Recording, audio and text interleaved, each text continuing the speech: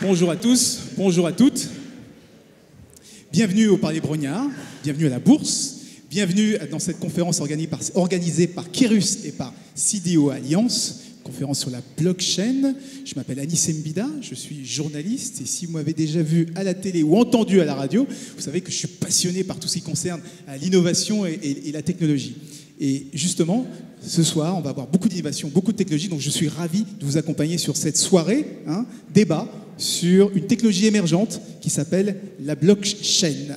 Alors merci d'accueillir les hôtes de ce soir, Hervé Usan, DG France du groupe Kérus, et Jean-Paul Amoros, président de CDO Alliance. Venez me rejoindre.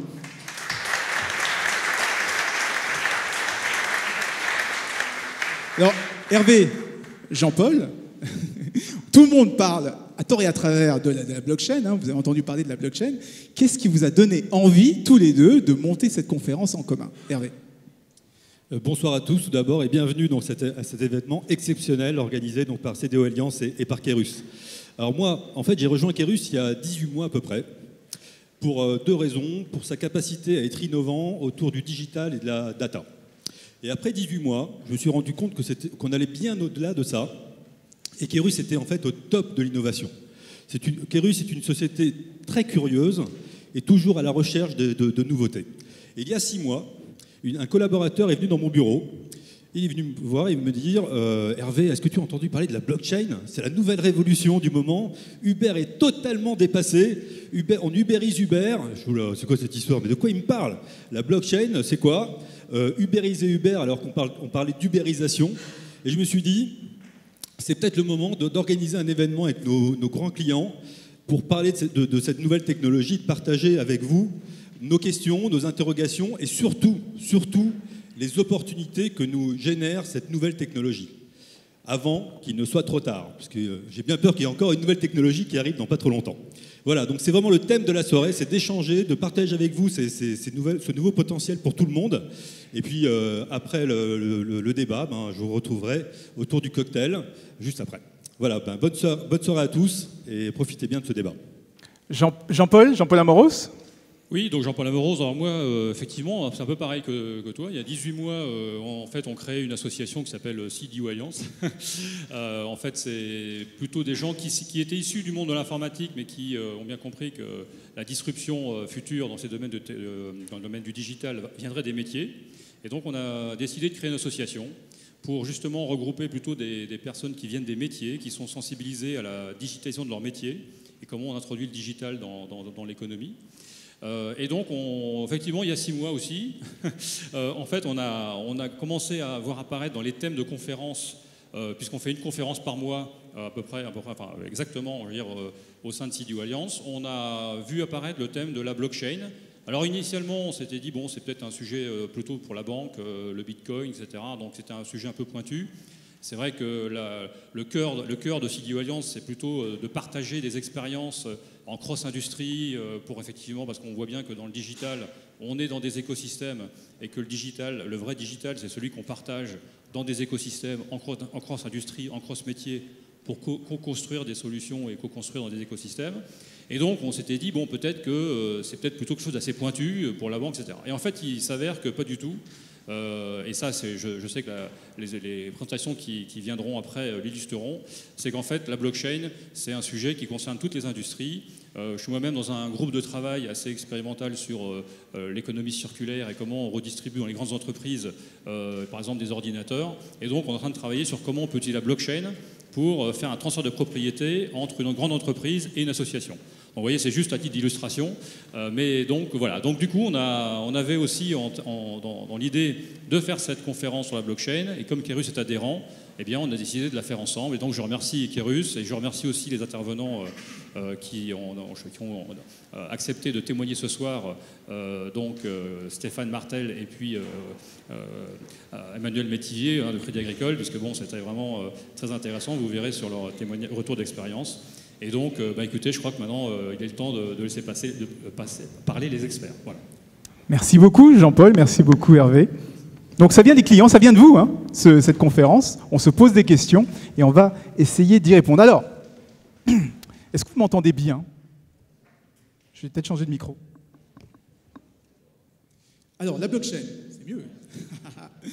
La blockchain, tout le monde en parle. On dit que c'est la prochaine révolution, que c'est peut-être un prochain buzz.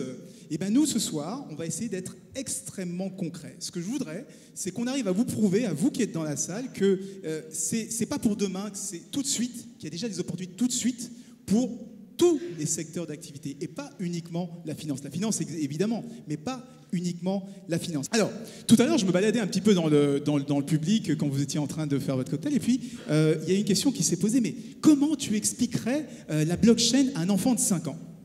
J'ai entendu cette question-là. Alors j'ai entendu, oui, c'est un protocole extrêmement complexe, massivement distribué qui permet les transactions, etc. Et puis moi, je me suis dit, mais ma mère, elle est formidable. Ma mère m'a posé la question, Anissé, la blockchain, c'est quoi même ? Et donc, je lui ai répondu, maman, la blockchain, c'est tout simple. Imagine-toi un énorme registre, d'accord ? Dans lequel tout le monde peut consulter, n'importe qui dans le monde peut consulter ce registre. Et dans ce registre, n'importe qui peut écrire. Et n'importe qui peut écrire, mais tout ce qui est écrit est infalsifiable et immodifiable. Donc on a un registre. Tout le monde peut écrire dedans. Tout le monde peut le consulter et tout ce qui est écrit est infalsifiable. Ça permet quoi ? J'ai dit à ma mère, ça permet un truc formidable. Ça permet que quand tu me promets un truc, je peux aller vérifier et je peux te le rappeler et t'embêter plus tard. Mais ça, c'est pour ma mère. Vous, dans la salle, vous n'avez pas forcément des promesses à votre maman à tenir. Enfin, quoique. Il y a dans les entreprises des façons d'utiliser ce fameux registre et c'est ce qu'on va voir tout de suite avec 2 experts. Merci d'accueillir avec moi Frédéric Masserati et Eric Lévy-Bencheton de Kérus, 2 experts blockchain. Bonjour.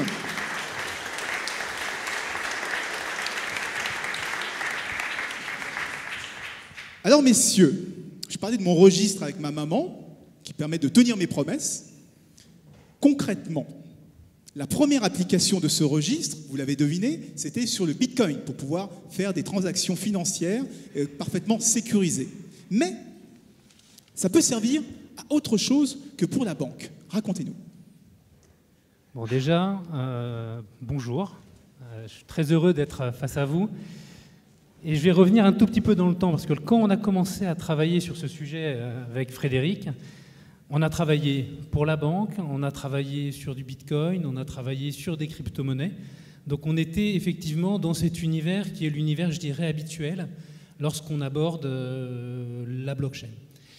Et au fil du temps, au fil de l'approfondissement qu'on a pu avoir sur ce sujet-là, et en dépassant bien sûr l'aspect strictement technologique, on a abordé plein d'autres cas pratiques, et des cas pratiques qui ont surtout des applications dans différents secteurs d'activité, et je dirais dans tous les secteurs d'activité, c'est-à-dire qu'il n'y a aucun secteur d'activité à l'abri de la blockchain, et c'est ça qui me semble important, même si aujourd'hui on voit des initiatives dans le secteur bancaire, mais on voit tout autant des initiatives dans d'autres secteurs, et c'est ça qu'on a souhaité souligner dans cette première partie introductive. Donc on ne reviendra pas sur le mode de fonctionnement, puisque ça a été très bien expliqué par Anissé à l'instant, mais on va aller directement sur un certain nombre de cas pratiques, alors qui ne sont pas exhaustifs, mais qui donnent un certain aperçu de ce que ça peut donner dans différents secteurs.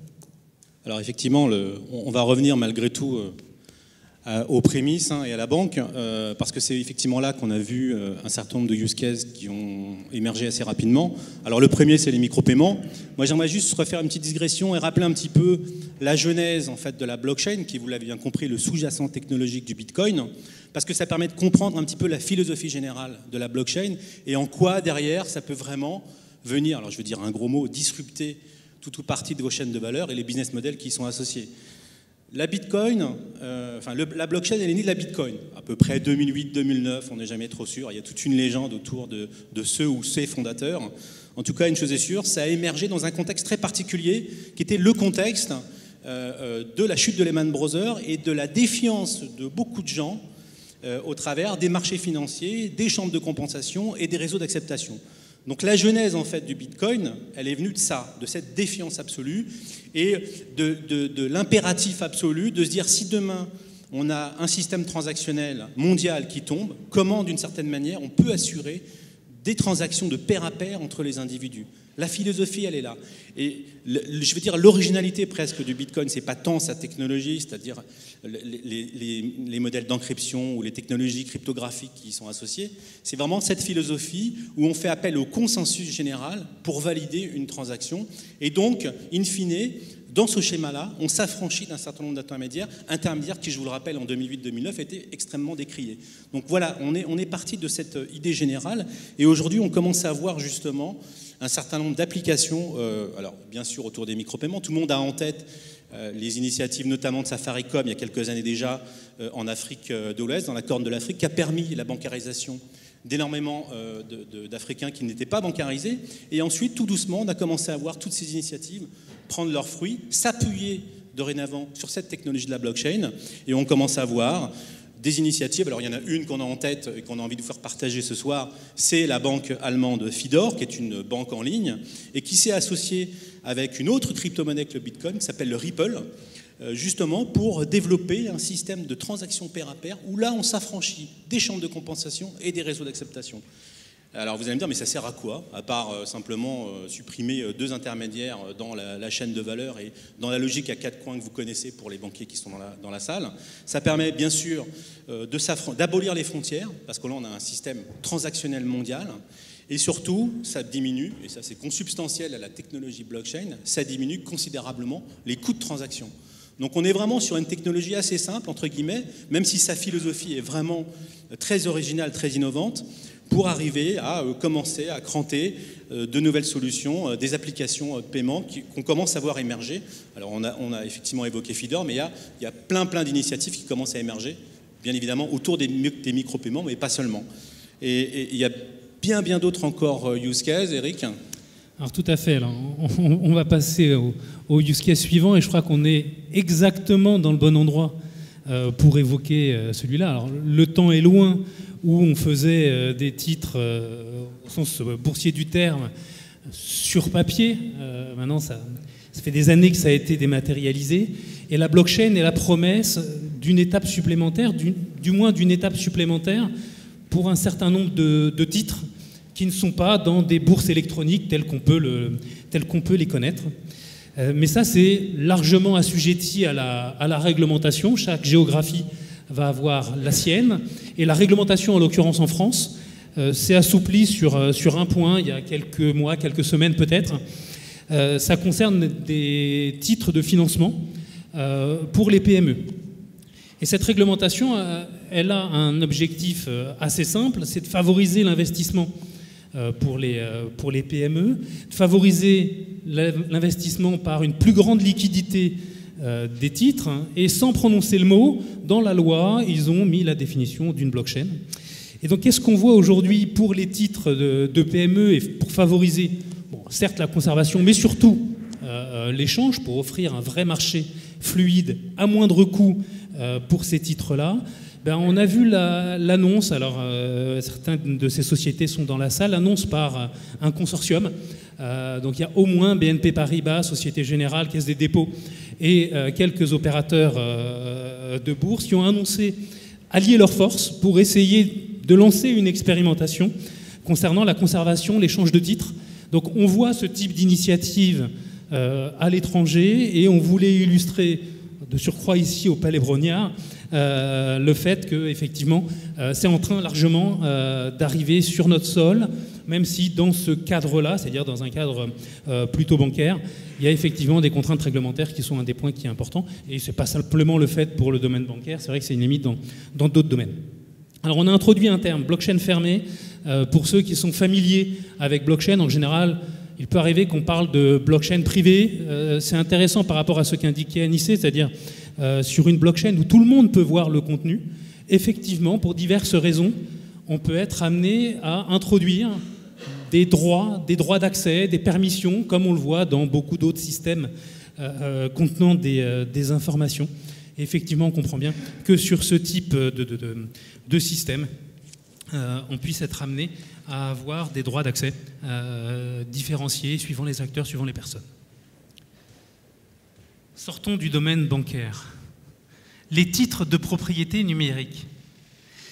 Alors, les titres dans le case précédent, les titres dans celui-ci, là, très simplement, ça recoupe un nombre de situations qui peut être, je dirais, pratiquement infini, en tout cas, qui peut concerner l'ensemble des secteurs de l'économie.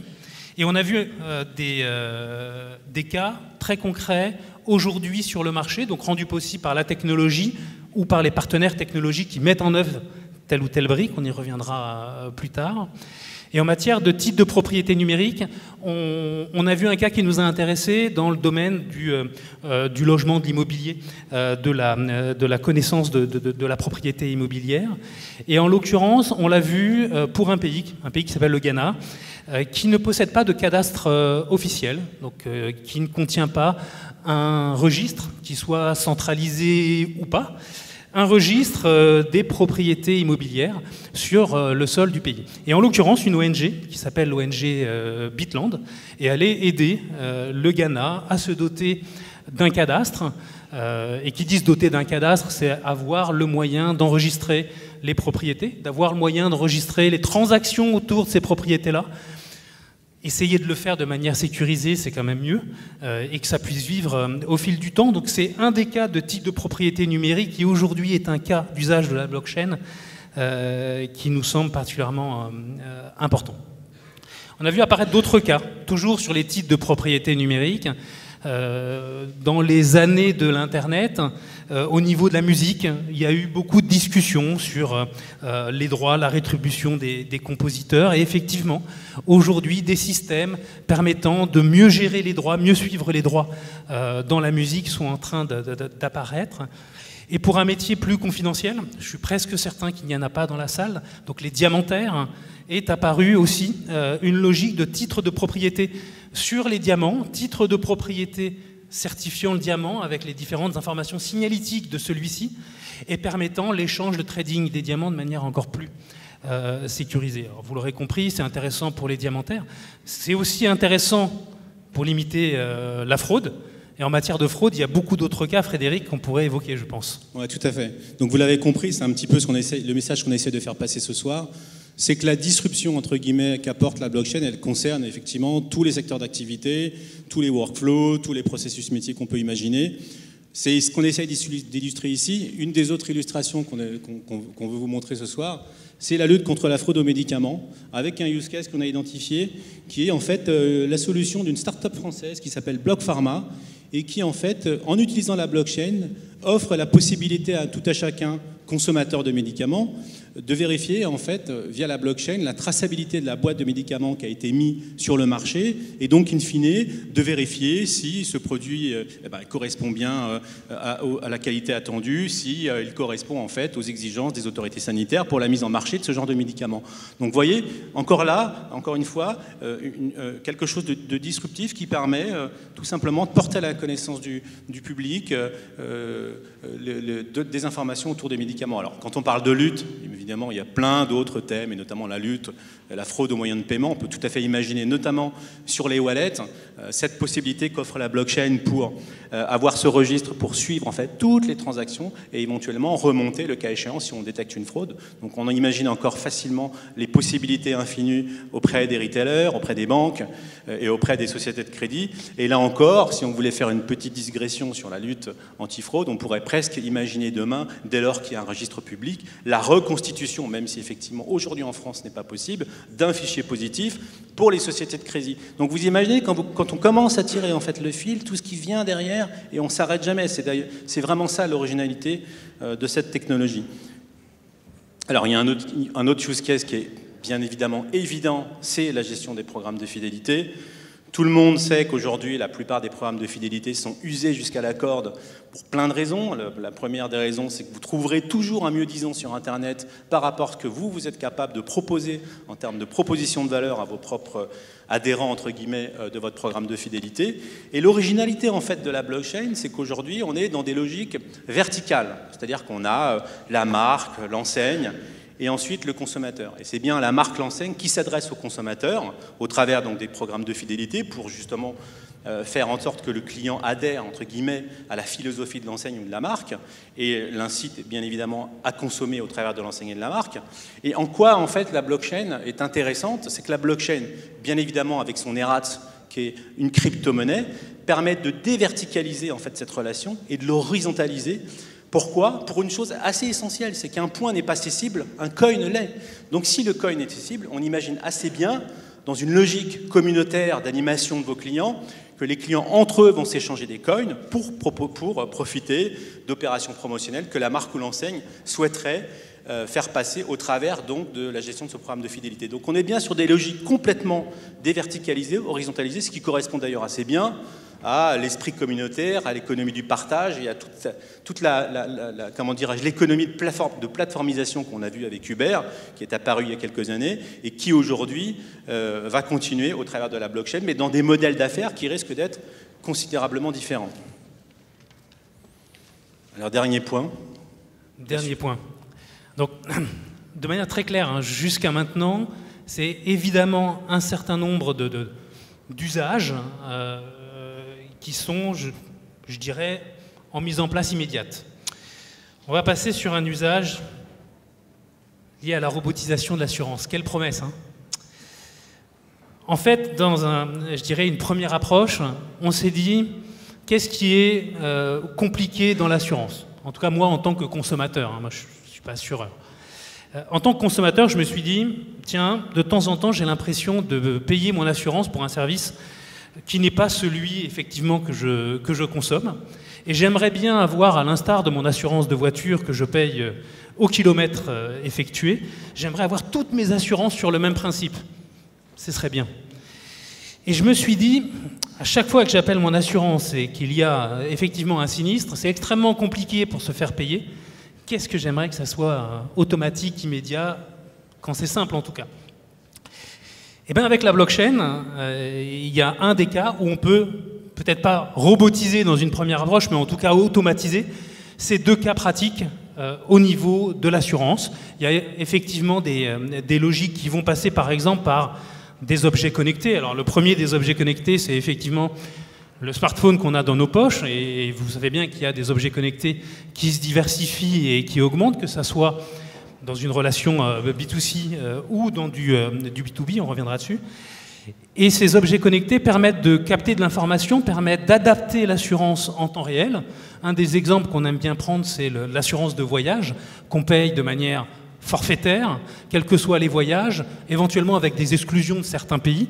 Et moi, j'aimerais bien qu'effectivement, on prenne en compte mes voyages de manière effective. Je vais aux États-Unis, à New York, c'est certainement moins dangereux que dans d'autres contrées. Et j'aimerais payer le juste prix. C'est quelque chose d'assez habituel aujourd'hui. La technologie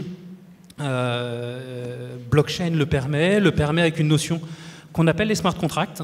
Alors les smart contracts, pour ceux qui connaissent, je vais peut-être vous décevoir, ça existait bien avant la blockchain, ça a été inventé en 1993, mais la blockchain permet d'avoir confiance. Encore une fois, on y reviendra, c'est un point qui est fondamental, c'est d'avoir confiance dans ce qu'il y a à l'intérieur. Et ce smart contract, c'est-à-dire ce petit programme informatique qui s'exécute de manière automatique, publié sur la blockchain, eh ben, j'ai confiance, et ça c'est important. Je vous parlais du règlement des sinistres et effectivement, toujours avec ce mécanisme des smart contracts, basé sur un certain nombre de conditions. Je suis un agriculteur, j'ai souscrit à une assurance sur l'ensoleillement, et l'ensoleillement n'est pas suffisant. J'aimerais bien qu'automatiquement, un petit programme automatique se connecte à Météo France, Météo Consult ou une autre source dans laquelle les deux parties ont confiance, qu'on appelle un oracle dans le langage de la blockchain, et s'aperçoivent automatiquement que le soleil n'était pas là et automatiquement me rembourse, tel que ça a été prévu dans le contrat. Ça, j'aimerais bien. Ça, c'est mon rêve, hein, et avec la blockchain, mon rêve est possible. Donc ça, c'est quelque chose qui est pas mal. Et si on ouvre effectivement, pour sortir même du domaine de l'assurance, où on mêle l'IoT, les smart contracts, on débouche, et c'est pour ça qu'on a prononcé le mot, sur des logiques presque d'intelligence globale ou d'ordinateur mondial. Et ordinateur mondial, c'est le slogan, oui, de Ethereum, qui est une des blockchains aujourd'hui qui porte des smart contracts. Mais c'est intéressant de voir de quoi demain ça pourrait être fait. C'est-à-dire au-delà de l'automatisation, d'aller vers du cognitif, de l'intelligence artificielle et des éléments de ce type-là, d'aller vers la robotisation qui pourrait être celle de l'assurance ou celle d'autres secteurs de notre économie. Donc vous avez compris, c'est la conclusion de l'introduction, il en faut bien une. Aujourd'hui, on fait nôtre le titre de The Economist en novembre dernier. qui nous disait que c'est The Trust Machine. Donc effectivement, le mot confiance est revenu je ne sais combien de fois dans notre présentation. C'est aujourd'hui une technologie de la confiance. On pourrait revenir pourquoi c'est une technologie de la confiance d'un point de vue scientifique, mais il y a des vrais éléments. C'est une technologie de la confiance et c'est une technologie qui a comme grande qualité d'être efficient, d'être, j'oserais dire dans certains cas, low cost. Et c'est une technologie qui permet, quand les intermédiaires ne sont pas nécessaires, de se passer des intermédiaires. Donc le résultat, c'est de pouvoir avoir un certain nombre de choses moins chères, de manière plus efficace, et ça peut faire du bien dans notre économie. Et évidemment, on évoque un deuxième mot qui est vers l'Internet des échanges. Donc on a tous connu l'Internet des communications, qui est né depuis une vingtaine d'années.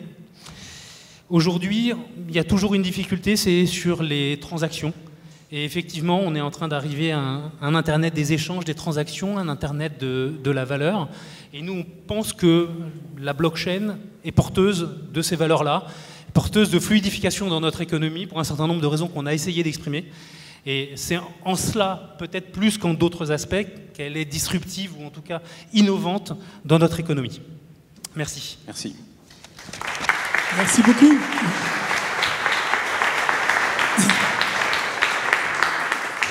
Merci à Eric et merci à Frédéric pour cette présentation. Alors, vous l'avez vu, hein, ça, je ne vous ai pas raconté d'histoire.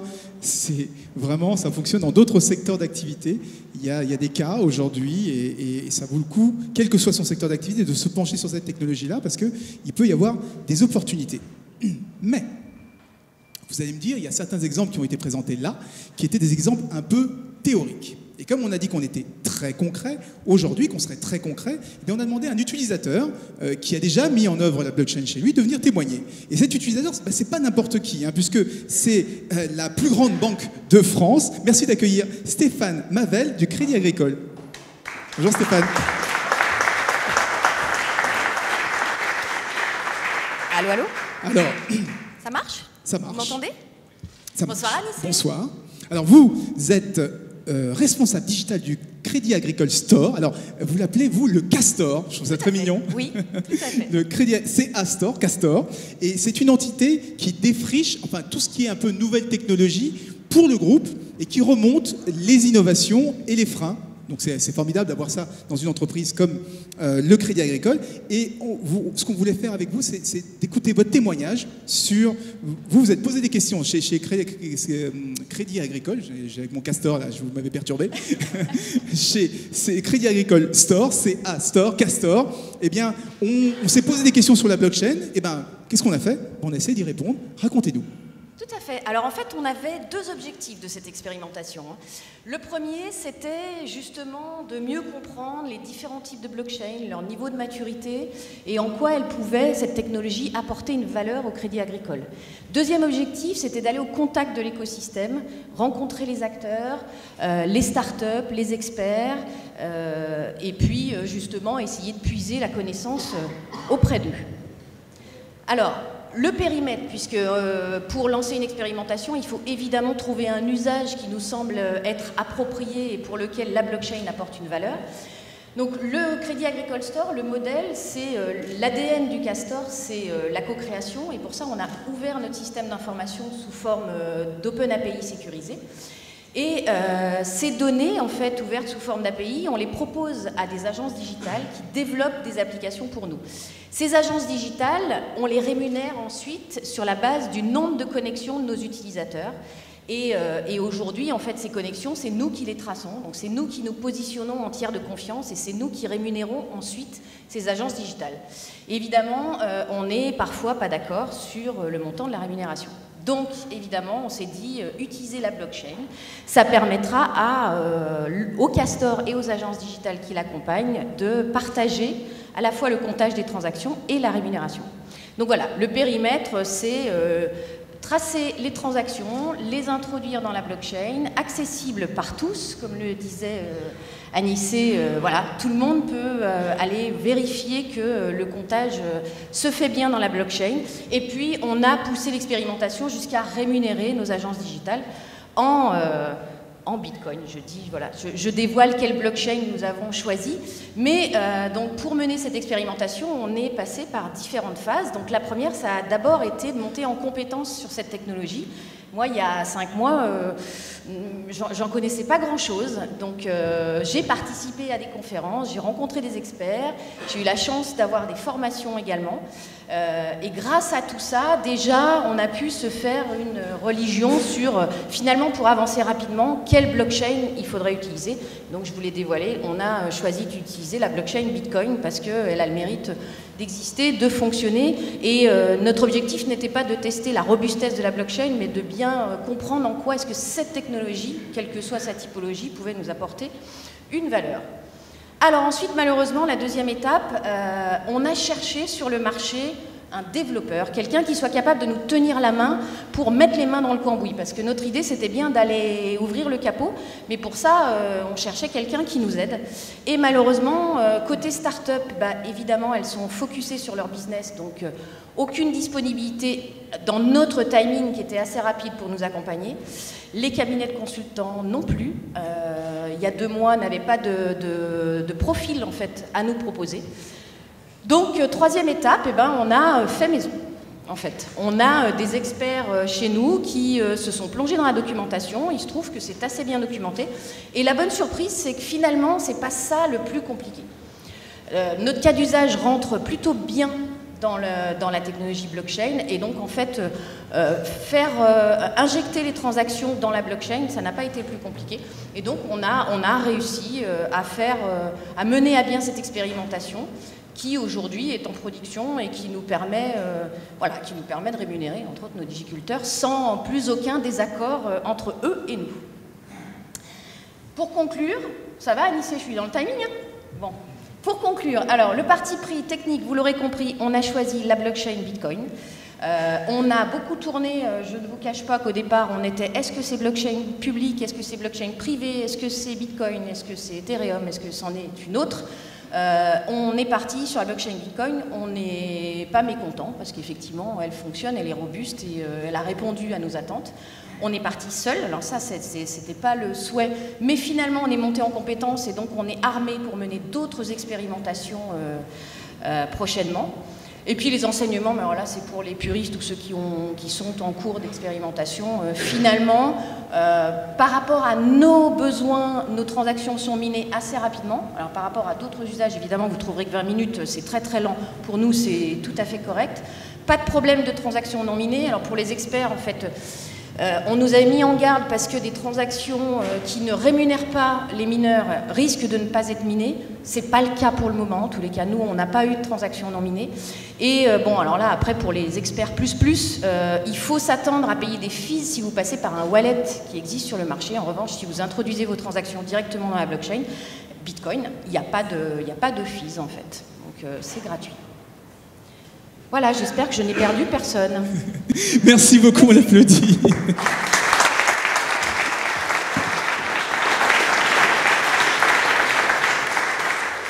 Alors, je vous vois déjà venir, hein. On a la plus grande banque de France, on a le Castor, avec des experts, avec des Stéphane qui sont capables d'expérimenter des technologies comme ça émergentes, qui sont capables d'apprendre eux-mêmes en quelques mois des technologies aussi complexes que la blockchain. Mais tout le monde n'a pas un Castor dans son entreprise, tout le monde n'a pas des experts disponibles. Alors comment on fait pour se faire accompagner sur une technologie émergente où tout le monde est en train d'apprendre en marchant? Comment c'est possible? Eh bien, là encore, on va demander à nos experts, hein. Cyril Cohen-Solal et Eric Lévy-Bencheton, venez me rejoindre.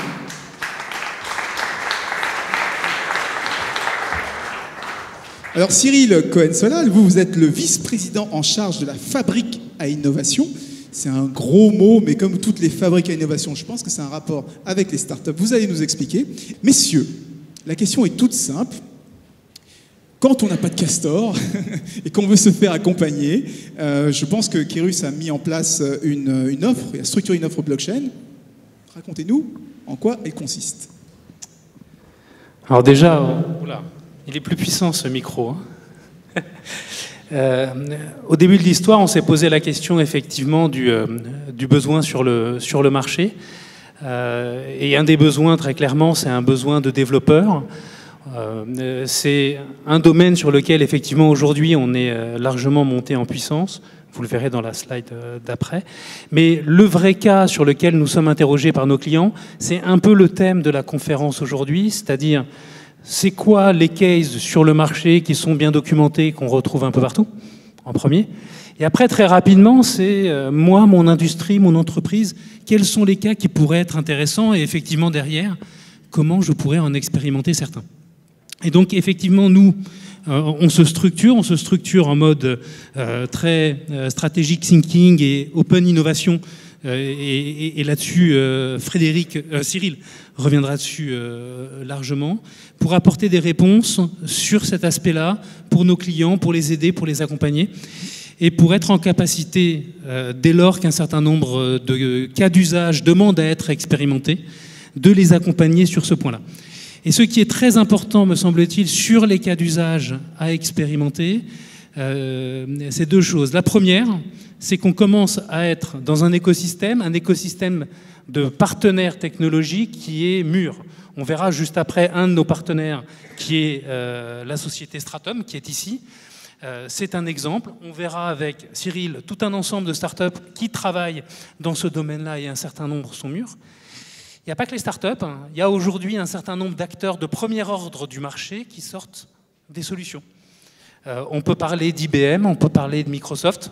Vous avez besoin d'une blockchain sur le cloud, c'est deux entreprises qui proposent des services.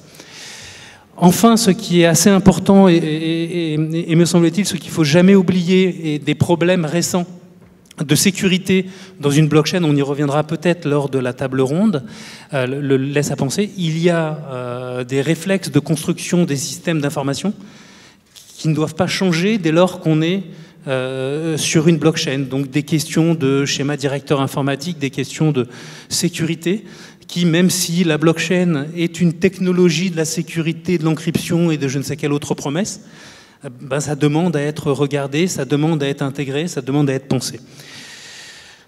Donc effectivement, on a structuré une offre, je ne vais pas aller dans le détail, d'autant plus que vous ne pouvez peut-être pas la lire de manière globale, mais nous, on a aujourd'hui la capacité d'accompagner nos clients du début de la réflexion sur qu'est-ce qu'une blockchain jusqu'à derrière l'industrialisation, et ça nous semble clé de nous organiser pour cette industrialisation et de s'organiser en permanence en étant dans une logique d'open innovation que porte Cyril et va vous présenter tout de suite.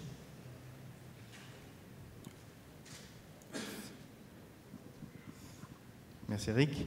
Donc oui, Cyril Cohen-Solal, donc je m'occupe effectivement de la Kérus Innovation Factory, qui est un accélérateur d'innovation. Donc ce que je vais essayer de vous apporter, c'est la vision start-up en fait de la partie blockchain à travers notre programme Kérus Innovation Factory, qui est en fait un programme qui a deux parties, une partie qui est dirigée vers les entreprises et une partie justement vers les start-up. Notre conviction chez Kérus, c'est que les entreprises ont besoin des start-up pour innover, et d'un autre côté, les start-up ont besoin des entreprises pour décoller, comme on voit ici. Donc on a deux chemins, un voyage d'innovation qu'on propose justement aux entreprises par rapport à des sujets d'innovation qui les préoccupent, et on va travailler sur la réflexion par rapport aux startups qui existent et donc essayer d'émerger un certain nombre de valeurs par rapport aux réflexions et aux stratégies d'innovation des entreprises. Et côté startup, on va fonctionner comme un accélérateur, mais plutôt en focus sur le développement business des startups. Donc je ne vais pas détailler les éléments. Si vous avez besoin de plus d'informations, n'hésitez pas à nous contacter. Donc ici, ce qu'on voit, c'est un type de représentation qu'on utilise justement dans la Kérus Innovation Factory. Alors d'habitude, on travaille plus sur des cas d'usage, comment travailler sur la partie amélioration du processus d'achat dans l'e-commerce, digitalisation de tel secteur. Voilà, on travaille sur énormément de sujets, et donc on va créer. Donc l'idée, c'est de partir des startups existantes qu'on va puiser. Moi, je suis basé à Tel Aviv personnellement, dans la Startup Nation, donc on a accès à effectivement cet écosystème très important là-bas, plus l'écosystème français, plus l'écosystème globalement européen auquel on a accès grâce à nos partenaires. Et donc, on va créer ces maps de startups qui vont nous permettre de faire émerger un certain nombre de sujets et qui va permettre de brainstormer avec l'entreprise sur les sujets de demain. Donc là, ce qu'on voit simplement en faisant cette map, on voit trois sujets importants qui ressortent. On voit le premier sujet, c'est le sujet FinTech en fait. Eh bien, effectivement, c'est le sujet originel de la blockchain via le Bitcoin. Et donc, donc on est parti sur ce sujet-là, et c'est ce sujet-là qui a démarré et qui est aujourd'hui assez représenté. Ensuite, on est passé, si on regarde en fait la blockchain, moi je parle justement avec certaines startups et je leur demande, expliquez-moi c'est quoi la blockchain pour vous. Eh bien, il y en a qui me disent tout simplement, la blockchain c'est un type de base de données. Aujourd'hui, on avait des bases de données relationnelles, demain on a des bases de données blockchain qui sont partagées. Donc voilà, on peut très bien voir ça sous un aspect uniquement technologique. Et en fin de compte, pour faire cette réponse à la technologie, on a l'infrastructure, donc un certain nombre de startups qui se sont positionnées pour justement faciliter l'accès à la blockchain et vous donner la possibilité de créer vos usages en utilisant la blockchain. Donc là, on a cet aspect infrastructure, de la même manière que Google utilisait le big data dans de ses index et le big data était sorti en termes de technologie pour être utilisé dans d'autres usages, et bien là, la blockchain, c'est un peu pareil. Et donc, on va partir sur la partie infra, et puis on va descendre à la partie, vraiment les cas d'usage, c'est-à-dire là, la partie sociale, et bien la partie locale, les communautés locales, tout ce qui est justement désintermédiation. Donc, on va justement, ce sujet à lui-même devrait se réexploser en N sujets qui nous permettraient de voir tous les différents acteurs. Donc, encore une fois, si on a le feedback des entreprises, des startups sur ce sujet-là, eh bien, on va avoir ce chemin-là qui va nous emporter. Et donc, ce qui est intéressant, c'est que les startups, qu'est-ce qu'elles nous disent? Elles nous disent, alors les startups nous disent, oui, moi, je vais révolutionner l'assurance, je vais créer une nouvelle assurance blockchain, je ne vais pas avoir besoin des assurances. Moi, je vais créer une local economy et je vais me passer des banques. Donc, on a ces startups-là qui rêvent de manière importante. Et puis, on a la réalité.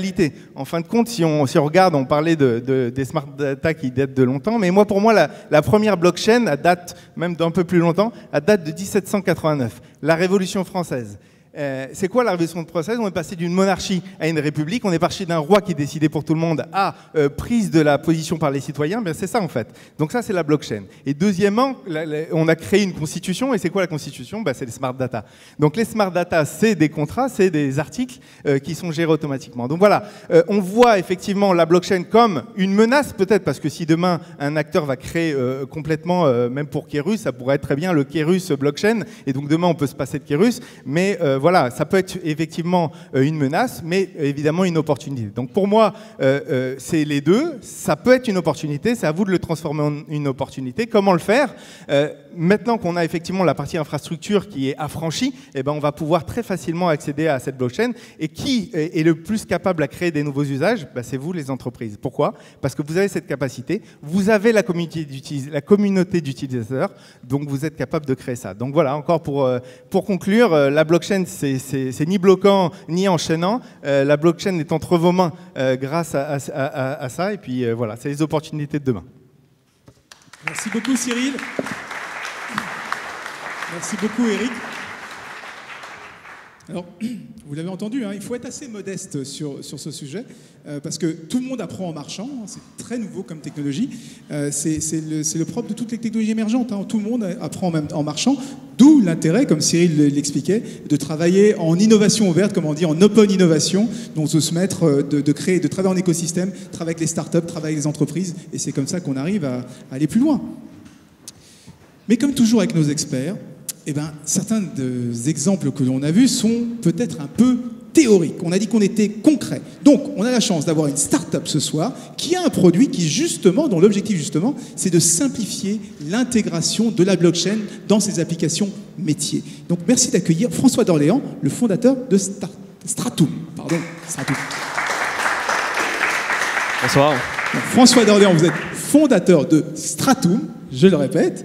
Alors, Stratum, ce n'est pas n'importe quelle start-up en matière de blockchain. Vous êtes la première start-up blockchain à lever des fonds en Europe. Tout à fait, si on fait le distinguo blockchain versus Bitcoin. Évidemment, on parle pure blockchain. Bitcoin, c'est tellement années 2015. Oh là là. Non, c'est vrai. Donc, ce qui est important, c'est qu'on n'est pas dans le slideware, dans le PowerPointiciel, comme on dit. On est dans quelque chose de très concret. Ça marche. C'est déjà utilisé dans les entreprises. C'est utilisé via des POC qui sont en développement. On est en tout début, on est en début de la phase de développement de la blockchain et des applications.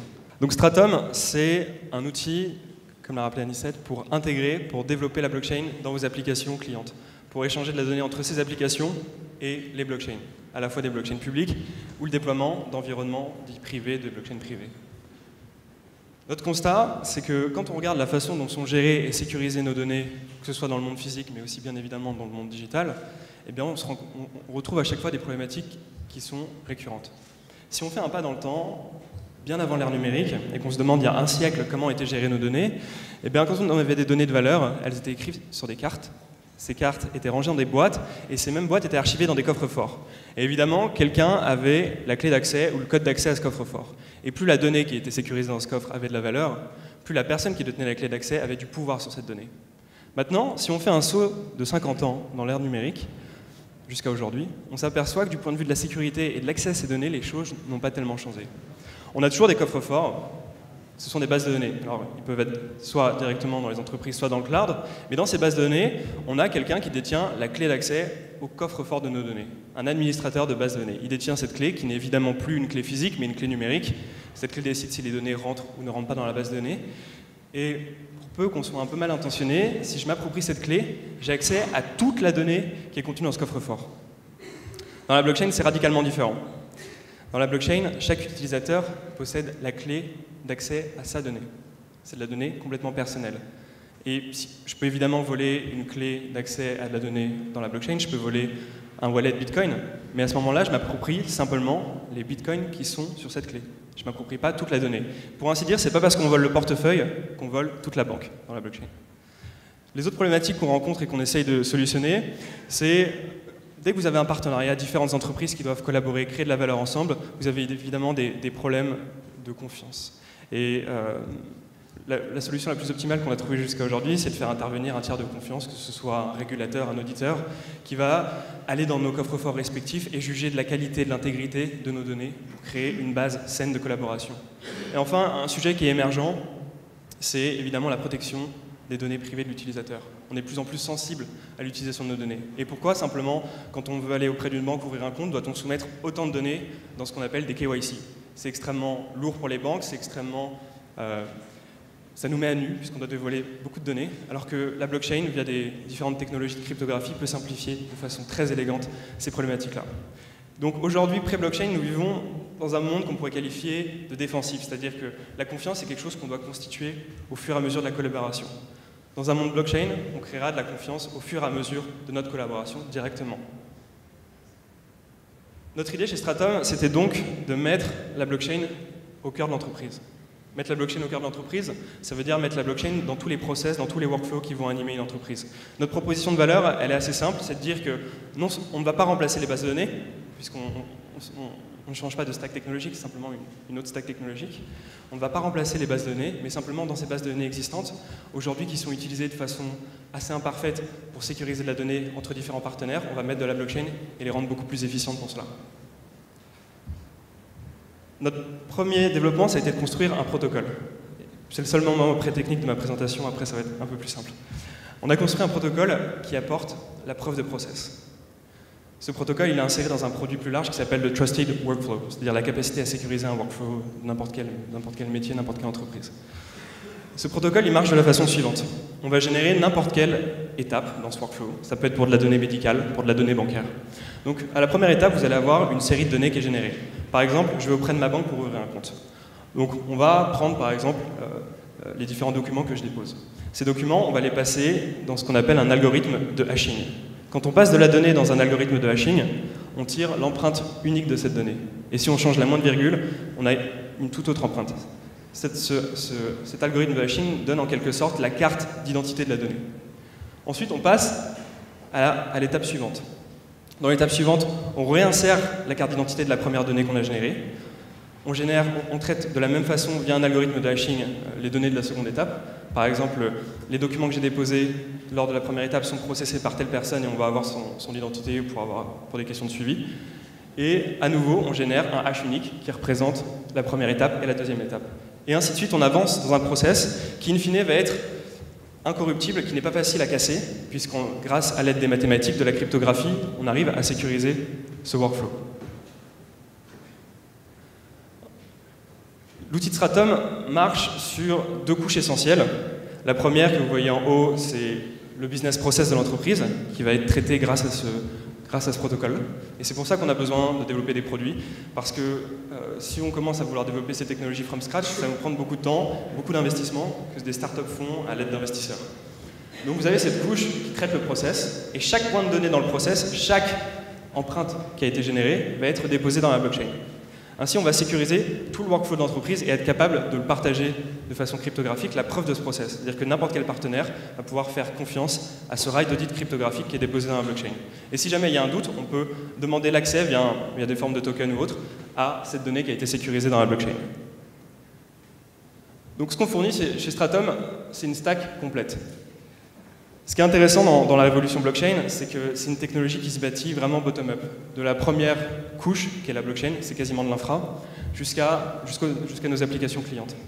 Et donc Stratum déploie toutes les couches de services différentes entre l'application et la blockchain, et on est capable soit de connecter vos services à des blockchains publiques, que ce soit Bitcoin, Ethereum, il y a d'autres intégrations qui vont venir à l'avenir, mais aussi de vous déployer un environnement privé, c'est-à-dire que vous voulez faire du workflow entre différents partenaires et sécuriser cette donnée, non pas sur un réseau public car vous n'en avez pas les nécessités, mais dans un réseau privé.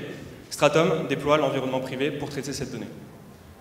Donc, nous sommes une plateforme as a service, comme on dit, on vous fournit toute la stack de Stratum, on ne remplace pas en haute couche vos applications clientes. Maintenant, pour être un peu plus concret, je vais mentionner quelques cas d'usage. L'un des premiers sujets quand on regarde la blockchain, les initiatives de place qui sont en train d'émerger, un sujet éminemment important, c'est celui de la gestion de l'identité, du KYC. Alors, le KYC en blockchain, ça simplifie radicalement la façon de gérer, de stocker et d'échanger nos preuves d'identité. Donc l'idée, quand vous avez un KYC, c'est que dans le cas d'usage que je démontre, il y a un prover en anglais qui doit démontrer son identité, et à l'autre bout de la chaîne, un verifier. Donc celui qui va être une banque ou n'importe quelle personne qui doit s'assurer de votre identité. Vous allez soumettre une première fois, comme c'est le cas actuellement, tous vos documents. Chacun de ces documents avec son empreinte unique, son hash, sa cryptographie va être déposée dans la blockchain. Et celui qui vérifie les données va signer et dire qu'il les a signées, qu'elles sont valides. Ensuite, quand vous voulez vous enrôler à nouveau pour un nouveau service dans une autre banque, dans une filiale de la même banque, on ne vous demande pas à nouveau de fournir toutes ces mêmes pièces, vous n'avez plus qu'à soumettre ce token, ce jeton cryptographique qui représente votre identité. Et donc là, on a complètement solutionné les problèmes d'intégration de différents silos et d'échange de données. Ensuite, je voulais prendre un cas d'usage qui est très loin du monde bancaire. Et on entend très souvent des cas d'usage sur la blockchain, comment on va simplifier le settlement, le post-trade ou tout le back-office des banques. Le cas d'usage que je souhaite prendre, c'est celui du safety case. Dans le monde de l'industrie, que ce soit dans l'aviation, l'automobile ou le ferroviaire, vous devez être capable de pouvoir prouver toute la description de votre process. Comment a été usinée telle pièce, comment chaque intervenant a modifié une pièce.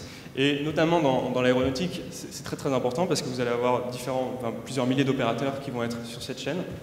Et grâce à la blockchain, on va apporter la preuve de process de chaque étape. C'est-à-dire que vous imaginez quelqu'un qui va usiner une pièce, il va devoir se signer avec sa clé cryptographique, on connaîtra son identité, quand est-ce qu'il a modifié la pièce et comment on est arrivé à tel résultat. Grâce à la blockchain, on apporte une preuve incorruptible du process. On ne peut pas modifier a posteriori cette donnée. Et si jamais il y a une malfaçon sur une pièce, ou éventuellement que l'avion est un accident a posteriori, on est capable de revenir, voir si éventuellement la cause pourrait venir du process de production. Donc, on a une traçabilité parfaite de la donnée de production. Mais ça peut être aussi de la donnée médicale, dans le cadre d'essais cliniques, de la donnée bancaire. Maintenant, si on prend une perspective un peu plus large sur la blockchain, notre idée, c'est de dire que la chaîne de valeur, demain, va devenir une chaîne de confiance. C'est-à-dire que quand vous avez différentes chaînes de valeur, que vous allez de l'amont à l'aval dans une chaîne de production, plus vous avancez dans cette chaîne de production, plus vous allez incorporer de la confiance, de la preuve de process. Et c'est grâce à cette preuve de process que dans un premier temps, la blockchain va créer énormément de valeur. Elle va créer de la valeur en libérant nos économies de toutes les frictions qui sont créées par les tiers de confiance, qui sont là justement pour vérifier l'échange. Et c'est ainsi que selon nous, la blockchain va changer en profondeur l'économie digitale. Pardon. Je vous remercie. Merci. Merci beaucoup. Merci. Alors, qu'est-ce qu'on a vu depuis tout à l'heure? On a vu qu'il y avait des opportunités dans cette technologie, dans de nombreux secteurs d'activité, dans la finance, évidemment, mais aussi dans des tas de secteurs d'activité. On a vu que c'était une technologie émergente, donc il faut être accompagné.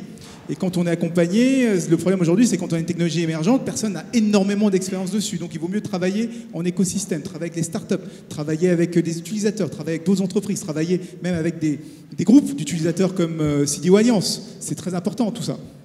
Et donc, on s'est rendu compte aussi qu'il commence à y avoir quelques outils qui peuvent simplifier la tâche, comme les outils de la startup Stratum. J'y arriverai jamais. Hein. Stratum. Il faut éternuer en même temps. Stratum. La startup Stratum. Mais quand on parle de blockchain, vous entendez souvent le mot révolution qui vient régulièrement. On dit que c'est peut-être le début d'une révolution sociale, économique, politique. On dit que c'est une rupture. J'ai entendu un gros mot tout à l'heure, disruption. C'est une technologie de rupture.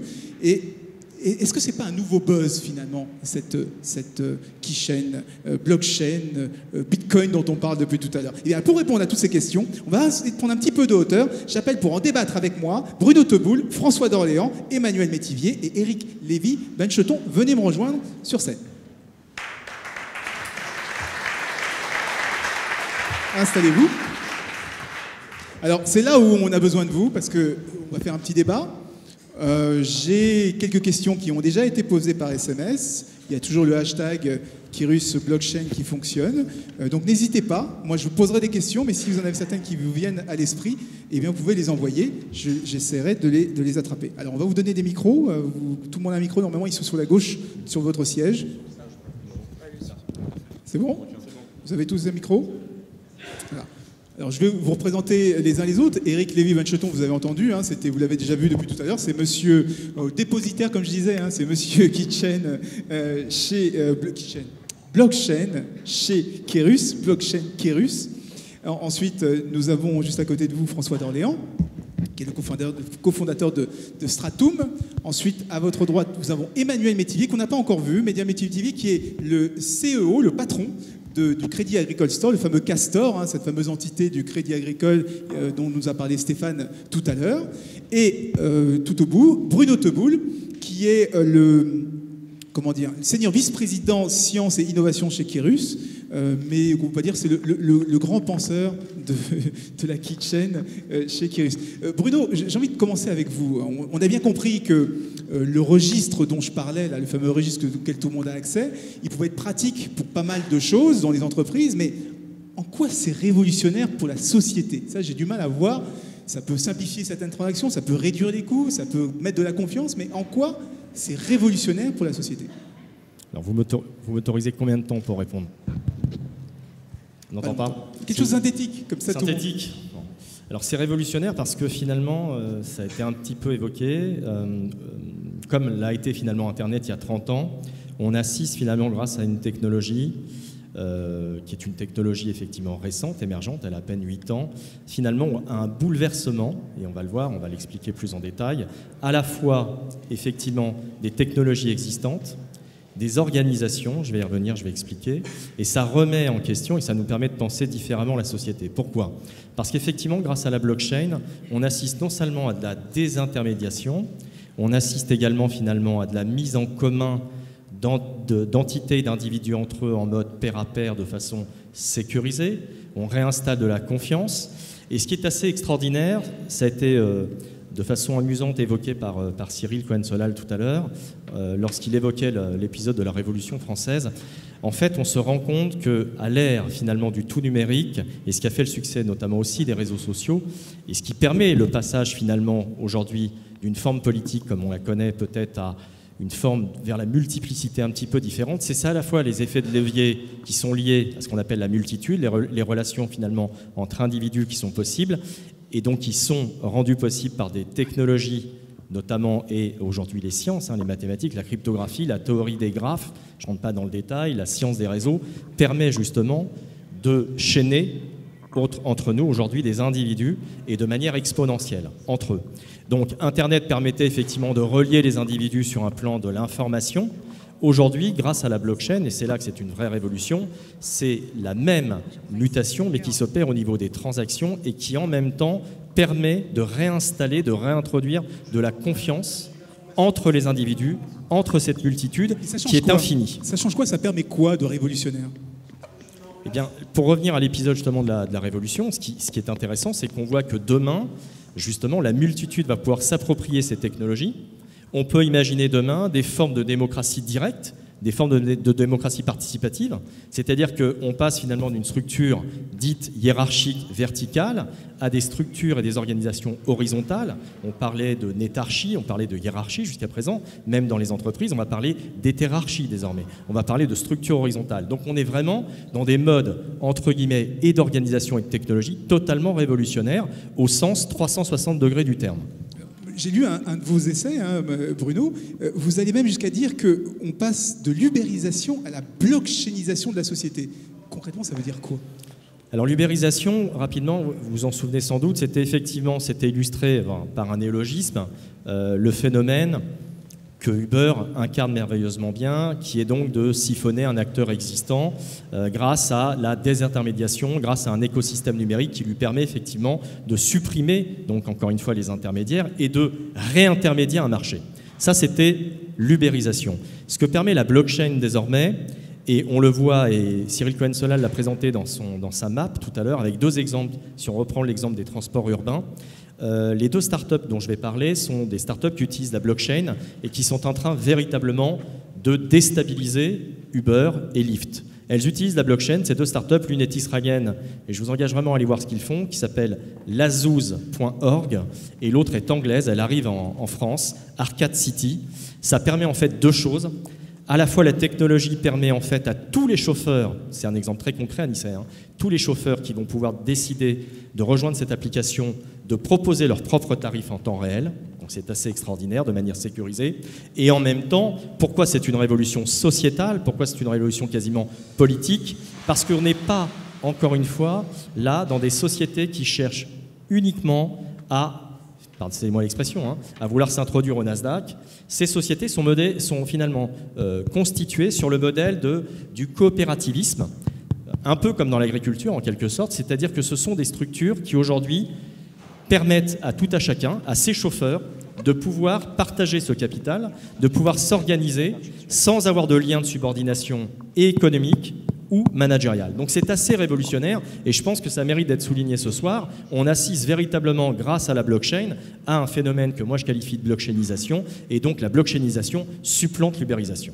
Alors, vous voulez réagir? Est-ce que c'est... je vous demandais à François, je voyais au pied du chef tout à l'heure, c'est quelque chose que vous voyez ou est-ce que vous n'êtes pas forcément d'accord? Enfin, dites-moi. Pour nous, dans notre position de start-up, c'est vraiment la première question, c'est le go-to-market. Parce qu'on lève un peu de sous avec des investisseurs, ensuite on a peut-être 12 mois, 24 mois de cash, et il faut délivrer, il faut avoir des usages concrets. Et pour nous, c'est une technologie qui est beaucoup plus incrémentale, où il faut bâtir brique par brique, et on va aller doucement. Les cas d'usage que je vous ai présentés aujourd'hui sont des cas d'usage qu'on est capable de développer et d'abord de faire des POC, des proof of concept, et ensuite de les mettre en production un peu plus tard. Mais on a beaucoup de limites. Tout à l'heure était évoqué un cas d'usage sur les médicaments, ce qu'on appelle la sérialisation. Là, c'est la première limite, c'est la limite juridique. Vous avez tout simplement une réglementation européenne qui fait que vos données médicale sur les médicaments et la sérialisation doit être déposée de façon extrêmement sécurisée et que ce n'est pas faisable aujourd'hui en blockchain. Il y a une start-up française d'ailleurs qui fait très bien, qui s'appelle Adence. Si on voulait la concurrencer, on devrait d'abord aller faire du lobbying directement auprès de Bruxelles, ce qui est un peu compliqué pour une start-up. Ensuite, pour tous les start-up, les cas d'usage qu'on évoque sur les organisations décentralisées et autonomes, il y a beaucoup de buzz là-dessus et on peut y revenir parce que c'est un sujet qui est extrêmement intéressant. D'une part, je ne suis pas tout à fait sûr qu'on ait réussi à mettre en production tous ces usages-là. Lazooz, je ne sais pas si effectivement il y a des gens qui au jour le jour font du ride-sharing au travers de Lazooz. Ensuite, on a vu dans les derniers jours, dernières semaines, hack qu'il y a eu sur on va y revenir, mais moi je voulais juste on va revenir après sur ces questions-là, mais plus globalement, moi ce que je voulais parler, quand on parle de révolution, on a envie de comprendre un peu en quoi c'est révolutionnaire, et puis on va parler certainement évidemment de toutes les mythes, il y a pas mal de questions là-dessus. Eric, quand on a préparé cette conférence, vous disiez que la blockchain elle a cette capacité à renverser le pouvoir.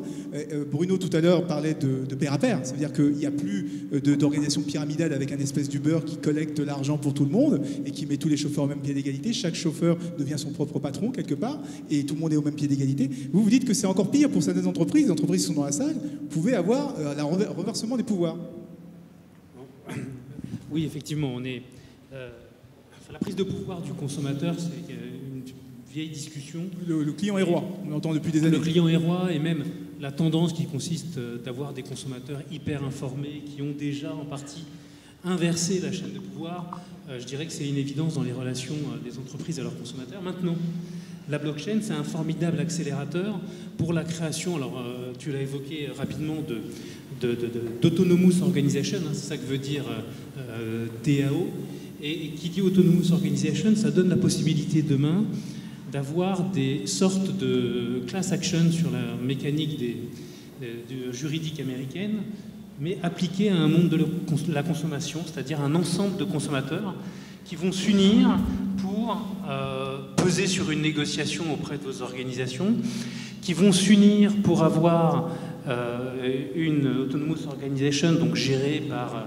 Alors, très concrètement, donnez-nous un exemple de ce que c'est que cette fameuse action groupée, collective. Très concrètement, au lieu de passer par 60 millions de consommateurs qui de temps en temps fait des appels d'offres, l'année dernière pour le gaz, cette année pour l'électricité, vis-à-vis des prestataires, on pourrait avoir en permanence des sortes d'associations de consommateurs qui géreraient nos intérêts sur beaucoup de types de produits et en temps réel, et qui chercheraient à avoir du trading vis-à-vis des clients. Et donc dans une relation qui ne serait plus une relation B2C, business to consumer, mais une relation C2B, donc community to business, et avec derrière des logiques assez bouleversées pour les entreprises. Moi, ça fait 20 ans que j'aborde la relation client, donc B2C avec mes clients. Le community to business, c'est quand même assez révolutionnaire dans la manière de penser. Et community to business. Alors, il y a aussi, vous aviez évoqué un peu tout à l'heure, moi, ça avait fait réagir certaines personnes qui ont envoyé un message, sur le fameux Internet des objets qui, selon vous, va être décuplé, révélé par la blockchain. Alors, décuplé, révélé, effectivement. Aujourd'hui, la blockchain est précisément la capacité d'utiliser des smart contracts, donc d'avoir des règles directement à un endroit, d'automatiser un certain nombre de choses qui permet d'être intéressant. Les objets connectés, aujourd'hui, la limite, quelque part, c'est nous autres humains. C'est-à-dire que les objets connectés... Gardez bien le micro droit devant, parce qu'on vous entend par intervenir. Les objets connectés, dès lors qu'ils se multiplient, ça génère une foultitude d'informations qu'on n'est pas capable d'assimiler. Si je dépasse un certain seuil concernant les objets connectés dans mon bureau, dans ma maison de campagne, dans ma voiture, moi, humain, je ne sais plus réagir, et je ne sais certainement plus réagir en temps réel. Si je me dote d'un certain nombre de programmes automatisés qui vont réagir par rapport à différentes choses, différents critères, on crée de l'automatisation autour des objets connectés, et si on va un cran plus loin, on crée presque de l'intelligence. Donc, objet inanimé, vous avez enfin une âme. Sarah Connor, ça fait un peu peur parfois, ce genre de choses, des objets qui ont une âme. Emmanuel, on ne vous a pas entendu. Tu m'as pas posé de question non plus. Justement, en plus son micro marche pas. Ça vient. Justement, chez Ocastor, est-ce que ce genre de... Quand vous entendez Bruno à votre gauche qui vous parle d'ubérisation d'Uber, qu'on parle d'objets d'intelligence diffuse qui devient autonome, comment vous réagissez, vous avez un peu regardé ça, vous avez un peu testé des choses. Bon, on est monté un peu un cran sociétal. D'un point de vue entreprise et d'un point de vue banque, comment cette communautarisation de la société, ça vous inspire quoi? Nous, ça nous parle aussi. Je ne sais pas si tu sais, mais on est une banque coopérative. Donc le mutualisme coopératif, c'est quand même une organisation majoritairement décentralisée. C'est pour ça que je boue quand j'entends que la Révolution française a été la décentralisation, alors que le jacobinisme a été tout le contraire, c'est une pure centralisation. Donc je ferai quelques livres d'histoire, mais les Jacobins ont gagné et la Gironde a perdu. Les têtes ont été coupées. Donc au contraire, je trouve que c'est une contre-révolution qui nous intéresse dans notre modèle de fonctionnement. On voit aujourd'hui de plus en plus de possibilités. On a déjà des attentats. On n'a peut-être pas dû dire ça. C'est la révolution. C'est la contre-révolution. Alors parlez bien fort devant le micro pour qu'on vous entende parfaitement. Donc on a un modèle aujourd'hui d'organisation qui se prête exactement au fonctionnement de tout ce qui marche de manière décentralisée. Je dirais que on l'a vu depuis 1969, la création d'ARPANET. On est fondamentalement sur un système décentralisé sur Internet. Et aujourd'hui, ça continue avec... Alors, j'ai du mal à appeler ça une révolution, et c'est pour ça qu'on y reviendra peut-être par la suite, mais on est beaucoup plus prudent au Crédit Agricole. Mais pourtant, Crédit Agricole, vous êtes décentralisé, vous êtes quand même une banque collaborative. On est fonctionnement décentralisé, et donc on va bien entendu utiliser toutes ces technologies qui sont nativement décentralisées, d'une confiance décentralisée, ça nous parle. On a un modèle avec des caisses locales qui votent, des caisses régionales, un modèle fédéral aujourd'hui sur la partie de la banque sous marque Crédit Agricole, dans lequel on pourrait très bien imaginer utiliser des processus, des algorithmes de tiers de confiance qui sont inclus dans la blockchain, Bitcoin ou d'autres, bien entendu, pour caler le modèle politique du fonctionnement de certains groupes, effectivement. Oui. Alors, la question qui est venue plusieurs fois, je me tourne vers Bruno, est-ce que c'est pas un nouveau buzz, encore une fois, sur cette blockchain quelque part, ça me fait penser un peu à l'imprimante 3D, vous savez, cette technologie avec un potentiel tellement énorme, qui permet de faire des choses révolutionnaires, qui va changer notre rapport aux objets. Et quand on se rend compte aujourd'hui, qu'est-ce qu'on fait avec des imprimantes 3D ? Des petites figurines en plastique. Est-ce qu'on n'en fait pas un peu trop sur la blockchain ? Est-ce qu'il n'y a pas un décalage entre ce qu'on est capable de faire très concrètement avec et ce qu'on fantasme de ce qu'on pourra éventuellement faire ? Alors finalement, là où je vois une différence, c'est un petit peu lorsque finalement on me posait la même question à l'époque du big data. On me demandait si effectivement le big data était un simple buzzword. Et je répondais oui, le big data, le concept sans doute. En revanche, il y a et il faut une science et des technologies pour traiter le déluge en revanche informationnel qui lui est bien réel. De la même façon, derrière la blockchain, et on l'a un peu évoqué quand même, il y a effectivement des procédés cryptographiques, donc algorithmiques, mathématiques assez profonds, très solides, et puis des couches technologiques finalement déployées qui sont quand même assez impressionnantes aujourd'hui. On parle de plusieurs, François tu m'arrêteras si je me trompe, dizaines de milliers de pétaflops traités, donc aucun ordinateur qui soit quantique ou cognitif ne pourrait traiter et casser, je parle des clés notamment. Donc c'est de ce point de vue, me semble-t-il, à la fois une vraie promesse, une réalité scientifique et technologique émergente, comme toute technologie, elle est encore balbutiante. En effet, je rejoins François sur le fait que pour l'instant, que ce soit les exemples de l'Azouz ou d'Arcade City, ça n'a pas évidemment le même effet de levier qu'Uber ou Lyft. Mais pourquoi ? Parce qu'effectivement, on est dans un modèle véritablement décentralisé, émergent, alors qu'avec des modèles, encore une fois, nétarchiques comme Uber ou d'autres organisations, vous avez la force de la multitude qui est fédérée uniquement par un acteur. Là, on peut considérer demain et c'est là que ça rejoint encore une fois, je suis désolé, je fais une parenthèse un peu scientifique, ça rejoint la théorie des réseaux, parce que cette théorie des small worlds, donc des micro-réseaux qui se constituent et qui va faire que demain, ces blockchains vont exploser. On parle d'une explosion, je ne rentre pas dans les détails, cambrienne des blockchains, c'est vraiment exponentiel. C'est la multiplication d'initiatives, même microscopiques. On ne veut pas tous devenir des Uber. La multiplication demain des utilisations de blockchain au sein du Crédit Agricole, de la BNP ou de la Société Générale va permettre, je pense, de les aider à se démultiplier sans pour autant craindre, comme c'est le cas pour Uber, d'avoir en face d'eux un seul et unique concurrent, parce qu'aujourd'hui, leur technologie est propriétaire, leur technologie est simplement distribuée sur la partie big data et traitement de l'information, mais pas plus, pas moins. Là, on parle vraiment de procédés et de distribution à la fois dans le traitement de l'information, dans le stockage et dans la distribution de l'information au total. Donc c'est quand même, oui, révolutionnaire, je pense. Alors justement, dans les cas d'usage, maintenant, on va essayer d'être un peu concret en entreprise. Vous disiez tout à l'heure qu'il faut y aller étape par étape, tout doucement. Quels sont les premiers, on a vu tout à l'heure les premiers cas d'usage dans la banque, ça va être le paiement, ça va être le Bitcoin. Mais qu'est-ce qui est abordable tout de suite, avant que les écosystèmes se créent, avant que les réseaux se multiplient. Qu'est-ce qui t'a d'abord tout ça? Je vais poser la question d'abord à François, et puis après à Emmanuel. Déjà, la première des problématiques quand on veut déployer une blockchain, c'est que c'est une technologie de confiance. Et qui dit confiance dit plusieurs partenaires, plusieurs acteurs. Donc c'est souvent assez lourd. Vous devez rencontrer les bons acteurs qui veulent ensemble collaborer sur cette technologie. On ne peut pas faire ça tout seul. Ça n'a pas beaucoup d'intérêt versus le statu quo qu'est aujourd'hui les bases de données, enfin, il me semble. Ensuite, les premiers cas d'usage, si on parle de la banque, ce sont des architectures tellement complexes que ce sont des cycles d'innovation qui sont extrêmement longs. Aujourd'hui, quand on regarde les initiatives qui ont été lancées il y a quelques mois aux États-Unis, elles sortent pour les premières à peine de POC, de Proof of Concept. Par exemple, Nasdaq, qui a initié une initiative avec une start-up qui s'appelle Chain. Elle a créé une plateforme qui s'appelle Link pour ce qu'on va dire tout ce qui est pour le private equity, le prêt avant que les startups, avant que les compagnies soient tradées sur le marché public.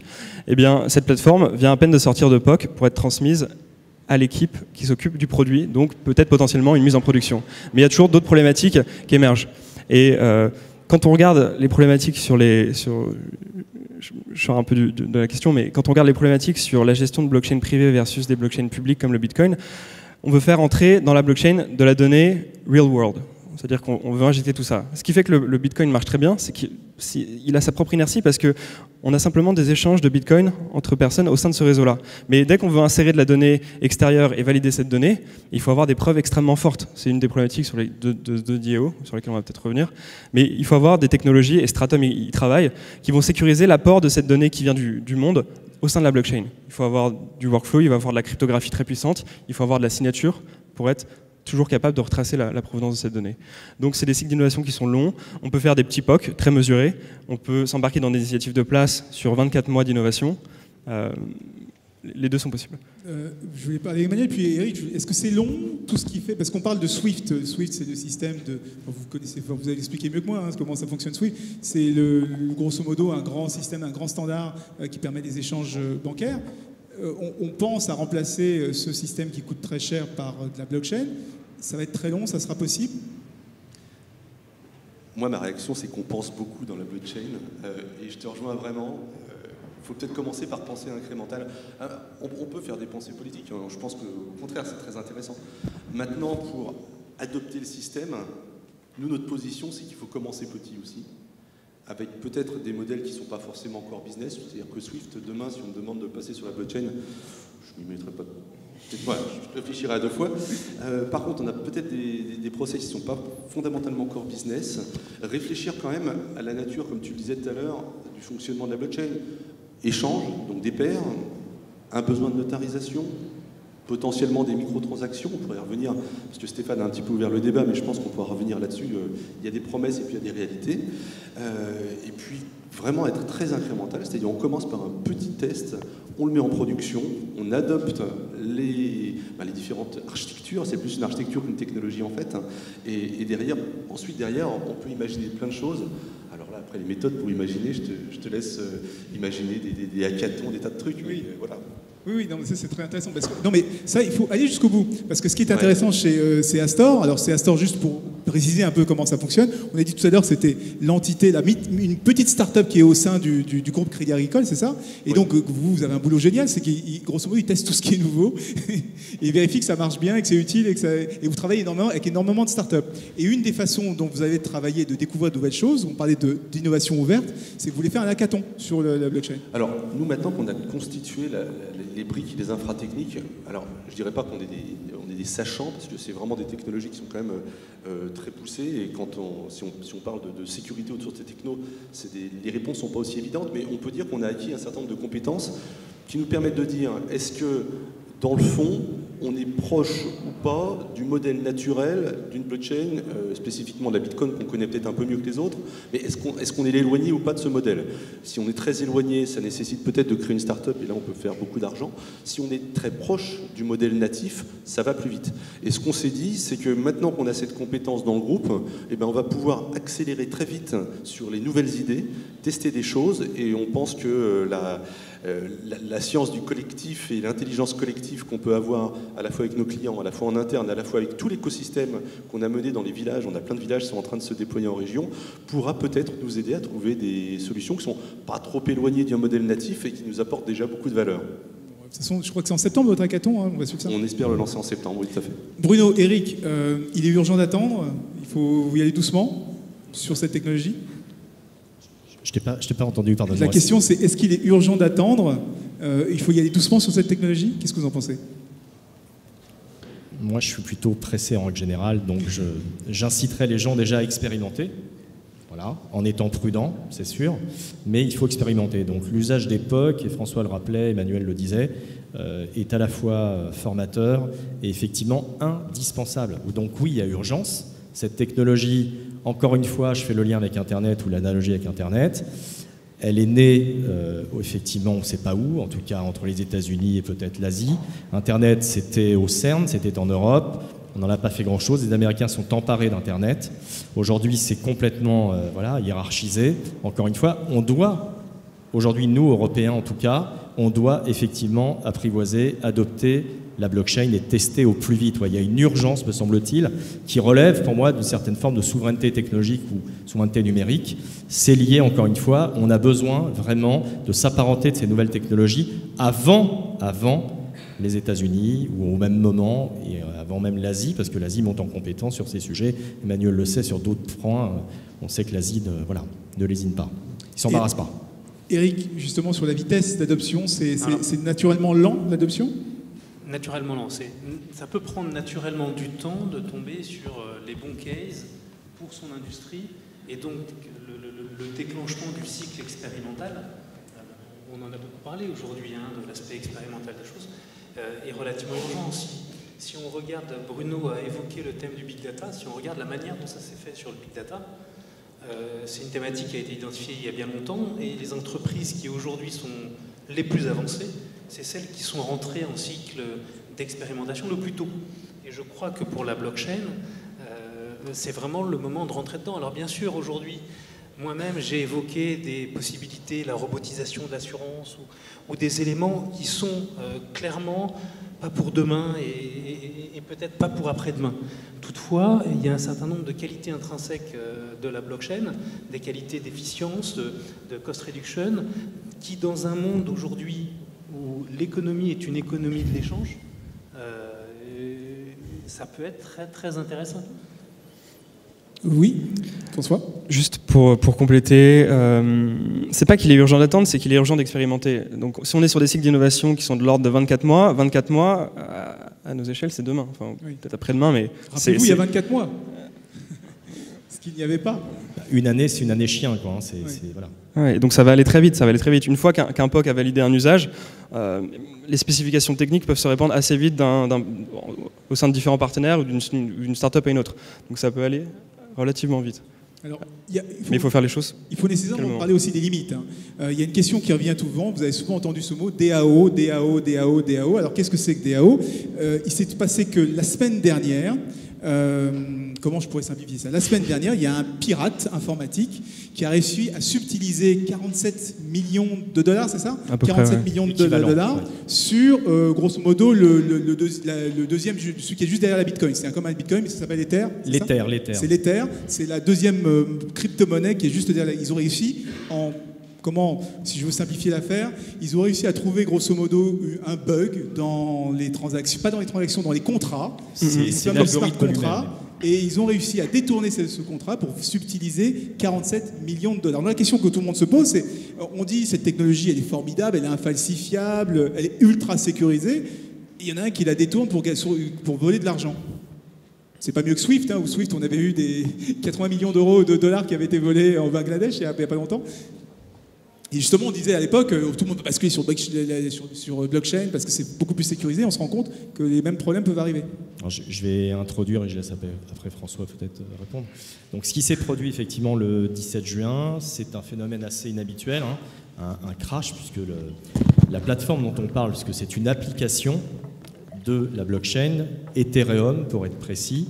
Effectivement, cette application qui s'appelle The DAO, qui est un projet de crowdfunding, a été victime d'un piratage, donc tout à fait assez exceptionnel. C'est gênant comme un fonds d'investissement qui se fait voler 47 millions de dollars, voilà. Ça la fout mal.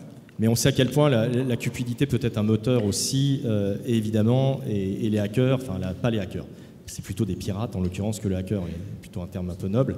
Et en l'occurrence, alors on ne sait pas si c'est un individu ou plusieurs, enfin peu importe, a profité en fait de l'utilisation détournée d'un algorithme.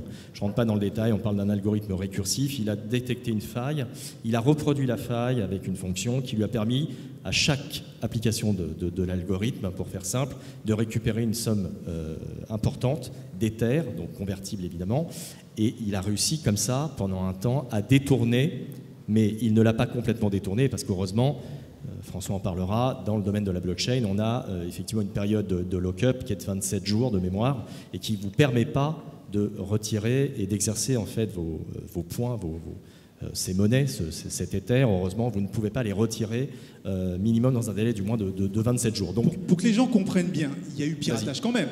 Il y a eu piratage sur absolument, ça on ne peut pas le nier, sur une application d'Ethereum, effectivement, et sur un projet qui s'appelle The DAO. D'accord.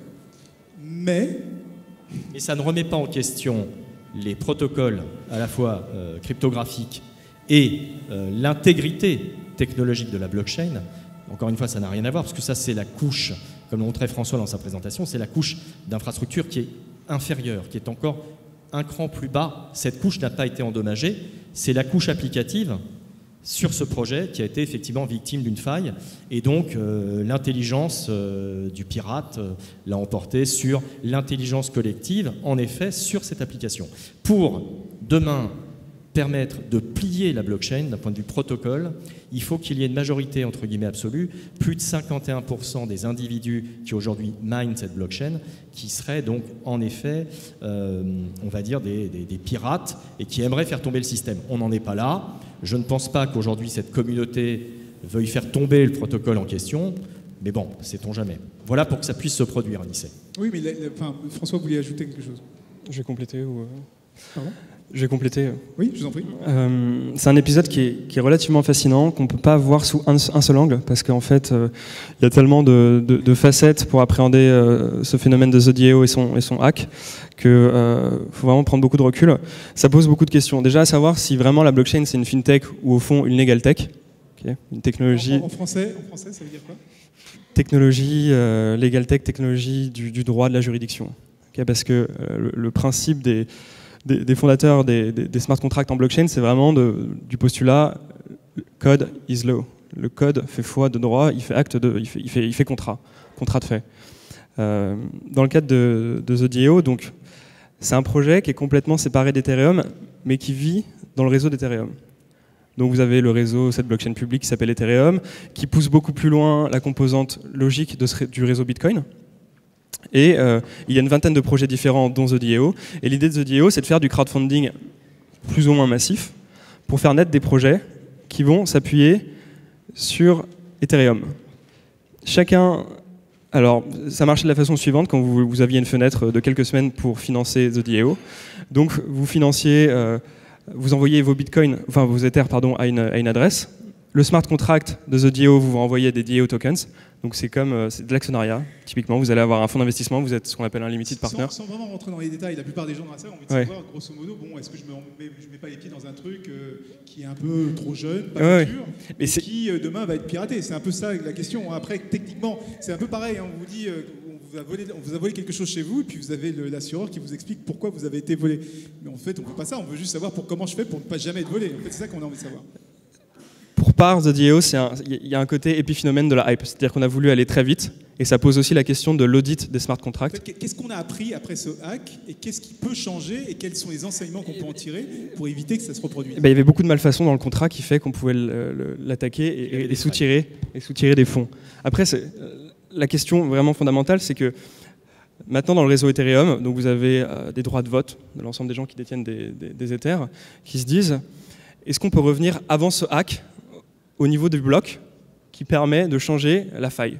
Et là, à ce moment-là, on détruit peut-être un peu l'esprit d'Ethereum Et c'est là tout le paradoxe, c'est de dire on peut prendre le hacker au sérieux et pas forcément l'appeler pirate. Ouais. C'est là où tout le paradoxe, ça devient le plus intéressant. En fait, si code is law, le contrat fait foi. Et s'il y avait une clause dans le contrat qui dit j'ai le droit de soutirer, au fond, peut-être que ce hacker il a utilisé le contrat tel qu'il devait se produire. C'est juste un problème de garde de la part de ceux qui ont créé DDoS. Bon, moi, juste pour simplifier, et puis on va passer à autre chose, pour simplifier sur cette question-là, quelque part, c'est autant la technologie, si je comprends bien, hein, et puis vous pourrez compléter, si je comprends bien, la technologie de base, elle, a priori, elle est oui, parce qu'on fiable, dit que cette technologie qu'elle est design for failure, normalement. Voilà, donc, mais au-dessus, eh bien, on peut avoir des erreurs humaines, et les erreurs humaines, il y en a eu au moment de Swift, il peut aussi en avoir sur la blockchain. La blockchain, j'ai bon. Erreur et intelligence, un petit peu au-dessus de la moyenne, d'individus capables de détecter des failles. Ouais. En 2 mots, on a voulu remplacer l'humain, le politique, dans la vision un peu libertarienne du Bitcoin. On s'aperçoit quand on veut faire des réseaux super intelligents, autonomes, en fait, il va y avoir beaucoup de politique, parce que les gens doivent s'accorder si on revient en arrière dans les blocs. C'est quasiment de l'ordre constitutionnel. Et la vigilance humaine, l'auditabilité de ces contrats et de ces blockchains est essentielle. Mais ce qu'on a appris, c'est qu'on pourrait éventuellement penser à revenir en arrière, la technologie permet. Et c'est ce que dit François, ça remet en question même le principe fondateur de la blockchain et de l'organisation décentralisée qu'est la blockchain. D'accord. Alors, il y a un autre problème avec la blockchain, c'est qu'on l'a entendu tout à l'heure avec l'exemple que donnait Stéphane, c'est que les transactions, elles mettent un peu de temps. Hein. Pour faire du temps réel, on n'y est pas du tout. Aujourd'hui, une transaction chez vous, ça faisait quoi, 20 minutes de mémoire 20 minutes. Mais on est au mieux à 10 minutes aujourd'hui, Emmanuel, c'est ça? Oui, au mieux, on serait à 10 minutes, un petit peu en dessous de 10 minutes. Mais de toute façon, même 20 minutes, oui, c'est ça, c'est le moyen qu'on a constaté. Pour l'application que vous avez mis en œuvre, c'est pas gênant, c'est pas bloquant? Non, avant, on les payait. Mais il y a plein de choses que vous ne pouvez plus faire. C'est beaucoup plus rapide. Pardon? Avant, on les payait au mois ou à l'année, donc on a énormément gagné en passant à 20 minutes. Oui, bien sûr. C'est pas le sujet. Mais concrètement, quand vous l'avez testé, cette vitesse de transaction, est-ce que ça bloque certains usages du coup? Effectivement, je pense qu'on ne peut pas parler de trading haute fréquence dans la blockchain, donc ça c'est un sujet. Après, il y a quand même pas mal de choses qui, au niveau transactionnel, on n'est pas dans des informatiques temps réel chez nous, on n'est pas dans des ABS de voitures, des choses comme ça. On fait de l'informatique de gestion. Je ne sais pas, quand tu passes un ordre de bourse, si tu sais que ça passe dans les 10 minutes, tu seras peut-être déjà assez content de ton niveau. Alors, nous, comment ça, à mon niveau? Oui, parce que tu ne fais pas forcément moi, du trading haute fréquence. Moi, je suis de la haute fréquence, moi. Je suis très rapide. Moi. Alors là, il faut que tu changes de techno. Nano-trading. Là, c'est sûr, il faut que tu changes de techno. Ou justement, tu utilises peut-être d'autres moyens. Nous, plus embêtant que cette durée de transaction qui nous correspondait à peu près, derrière, c'est les fees associés à ces transactions et les capacités du système à encaisser beaucoup de transactions. Et là, on peut assez vite atteindre des limites. Alors, je sais qu'il y a beaucoup de expliquez-nous, les fees, grosso modo, c'est qu'on rémunère, c'est un petit peu de monnaie que tu mets si tu veux que ta transaction elle passe plus vite que les autres. Si tu veux inciter des mineurs à prendre ta transaction dans l'espèce de grand bocal dans lequel tout le monde jette sa transac, tu mets un peu d'argent et puis ça incite. Alors aujourd'hui, il y a énormément de blocs qui se passent, on a constaté qu'ils passent à 60% vide. Donc c'est sûr que même les transactions sans fees, pour l'instant, elles passent. Un jour, quand ça sera bien plein, il va falloir que tu mettes un peu d'argent. Et quand tu passes de la micro-transaction à quelques millibitcoins, puis derrière, tu es obligé d'en mettre autant pour qu'elle passe, parce que sinon elle n'est pas minée, là, ça pose un vrai sujet. Tu vois, on parle plus souvent de micro-transactions dans le Bitcoin, c'est pas aussi simple que ça. Alors je sais qu'il y a certains de vos concurrents qui travaillent sur des paiements de channel, des choses justement pour masquer ces limites aujourd'hui de la blockchain Bitcoin. Alors, et puis, on explique bien pour que tout le monde comprenne. Ça veut dire qu'aujourd'hui, pour garantir que cette transaction se fait, si je ne m'abuse, il faut payer un mineur, quelqu'un qui va garantir cette transaction, il faut les payer. Et aujourd'hui, quand on fait des micro-paiements, les micro-paiements, si on a un micro-paiement d'1 centime et qu'il faut payer la personne qui fait la transaction 1 centime, du coup, c'est pas forcément intéressant. Alors, voilà. C'est beaucoup moins cher que tout ce qui existe aujourd'hui, mais si on veut l'utiliser pour les microtransactions, c'est pas encore garanti. Et j'ai cru comprendre ce que vous dites là, c'est que plus il va y avoir de transactions, plus il va falloir payer un peu plus cher. Alors, on est toujours dans les microcentimes, mais ça pose le problème des micro-paiements. C'est bien ça? Alors, d'autant plus que plus on va aller dans le temps, plus la complexité à miner, c'est quand même ce qui fait tourner le système, sera dur, donc nécessitera des investissements massifs, et moins le bénéfice de minage d'un bitcoin sera rentable. Donc en fait, on tend vers une complexité qui va mener forcément un jour ou l'autre au paiement de ces fees. Et donc c'est une limite, mais qu'on a découvert, nous, au fur et à mesure. Nous, on partait bien en tête, on nous avait vendu des emails payés en bitcoin parce que ça ne coûtait rien. c'est pas vrai. Aujourd'hui, même si ça coûte rien, très vite, ça va coûter, donc on ne peut pas baser un système là-dessus. C'est pour ça que toujours mettre les doigts dans la colle, ça vaut le coup, parce qu'on en découvre tous les jours. On se colle les doigts, on est sûr de se les coller. Vous vouliez réagir, François ? Alors, plusieurs choses. Comme c'était mentionné, évidemment, il y a des startups qui essayent d'apporter des améliorations sur le protocole et qui vont de plus en plus faire passer des transactions off-chain, mais pour le reste, je m'inscris complètement dans le propos. Après, nous, au niveau de Stratum, on travaille sur des protocoles qui sont liés à nos cas d'usage pour mettre énormément de données dans les réseaux publics si besoin, via différentes structures de données. Et quand on se pose une question sur comment marchent des réseaux publics comme Bitcoin et blockchain, un heuristique assez simple pour répondre à la question, c'est de se dire que tout est organisé comme un marché ouvert. C'est-à-dire que vous avez des acteurs qui sont censés être à peu près rationnels. Donc si le réseau est saturé, le mineur fait l'arbitrage. S'il a beaucoup de transactions qui coûtent rien, enfin qui n'ont pas de frais de transaction, il ne va pas les traiter. Il va d'abord prendre celles qui ont des gros frais de transaction. Et à terme, si vous faites monter en fait ces frais de transaction de façon extrêmement importante, pour l'utilisateur, il va aussi avoir un trade-off qui est que vous allez plutôt avoir recours à des mécanismes off-chain. Toutes ces startups qui vont se développer, donc à pas rémunérer les mineurs. Donc, je ne pense pas qu'on va arriver à une saturation de la blockchain Bitcoin parce qu'il y a d'autres startups, d'autres couches qui sont en train de se créer et elles vont être essentielles et elles vont prendre tout le volume de transactions. Et ensuite, il y a d'autres modèles qui devront rémunérer les mineurs. Et essentiellement, si ça ne passe pas par les frais de transaction, ça passe par la valeur du Bitcoin. Alors, Eric, la technologie, on est encore au début, hein, donc évidemment, on a remarqué des limites, mais on travaille pour les lever, ces limites. Juste quand même une réaction. À aucun moment, je pense qu'on a dit que c'était une technologie qui était gratuite. C'est une technologie qui est encore aujourd'hui beaucoup moins chère que d'autres technologies de transaction qu'on peut connaître. On a des ordres de grandeur assez importants en plus. Voilà. C'est, d'après ce qu'on voit, au moins de 1 à 3 en termes de rapport de coût, mais effectivement, ça pourrait aller dans une orientation défavorable par différents mécanismes qui sont liés à la blockchain Bitcoin. Mais ce qui, en tout cas, moi, me semble intéressant quand je regarde le marché, c'est non seulement l'effervescence au niveau des startups qui vont proposer des infrastructures, et aujourd'hui, les 10 minutes qui sont une limite de minage de la blockchain Bitcoin, c'est depuis très, très longtemps complètement enfoncé, alors bien sûr avec des volumes qui sont là aussi très inférieurs à ce qui se fait aujourd'hui sur la blockchain Bitcoin. Mais comme je l'évoquais relativement rapidement tout à l'heure, des très gros acteurs aujourd'hui du monde des technologies sont sur la blockchain. Et en premier lieu, moi je pense à IBM qui aujourd'hui a une solution, enfin commercialise une solution de blockchain pour compte de tiers, et Microsoft, dans le cadre de ses offres sur Azure, leur cloud, propose le même type de solution. Donc c'est, à mon sens, dans une logique industrielle, parce qu'on est en train d'aller vers des logiques industrielles, ou en tout cas, si le modèle marche, parce que ça va dans un modèle industriel, c'est quelque chose d'assez rassurant sur le marché de ne pas compter uniquement sur la blockchain Bitcoin, qui a déjà un certain nombre de vertus, mais qui a ses limites. J'attends toujours vos questions, hein. J'en ai posé déjà quelques-unes, hein. N'hésitez pas, je vous rappelle le numéro de téléphone si vous ne l'avez pas mémorisé, mais sinon il y a toujours le hashtag KerusKitchen, c'est le 06 44 67 26 70, et puis je vous ai blagué tout à l'heure, hein. C'est un numéro temporaire, il ne marchera plus dans quelques jours. On continue, alors justement, ce qui est intéressant, donc il faut expérimenter, on l'a dit tout à l'heure, pour ne pas se retrouver au dépourvu. La technologie a beaucoup de limites, mais elles sont aussi levées très rapidement. C'est quand même une technologie extrêmement récente. Il y a des opportunités pour les entreprises, on l'a vu. Mais quand même, la question qui revient régulièrement, c'est cette fameuse sécurité. Moi, je me tourne vers vous, Bruno. Est-ce qu'on peut dire aujourd'hui que la technologie blockchain, c'est une technologie qui intrinsèquement est sécurisée? Alors, c'est pas parce que la technologie de base, l'infrastructure, la plomberie est sécurisée que les applications au-dessus le sont.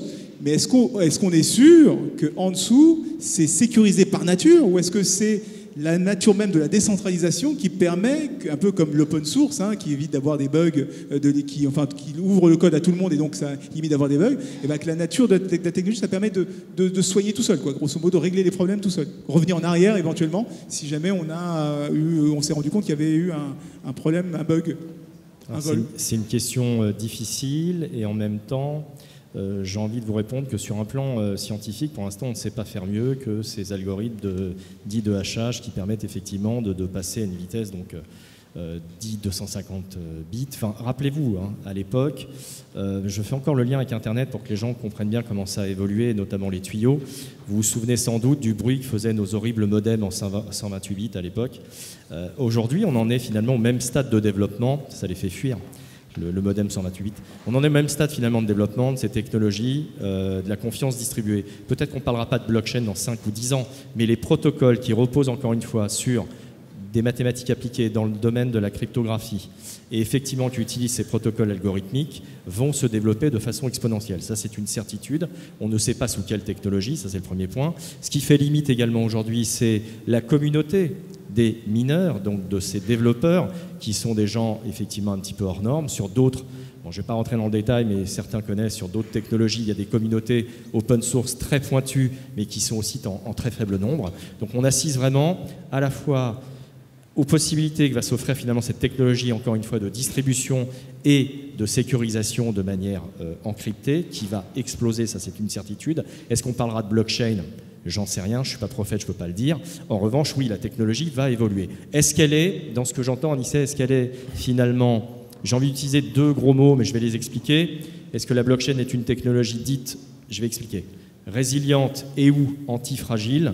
Je fais référence là aux théories de Nassim Taleb, qui a écrit 2 ouvrages que je vous recommande, à la fois sur ce qu'il a appelé les signes noirs, les flash cracks et l'explication de tout ça dans le domaine de la bourse, qui me paraît intéressant. Et il emprunte ce terme de résilience qu'on trouve plutôt dans le vocabulaire normalement de la psychologie et de la psychiatrie pour expliquer comment finalement des systèmes arrivent à supporter des chocs, des traumas.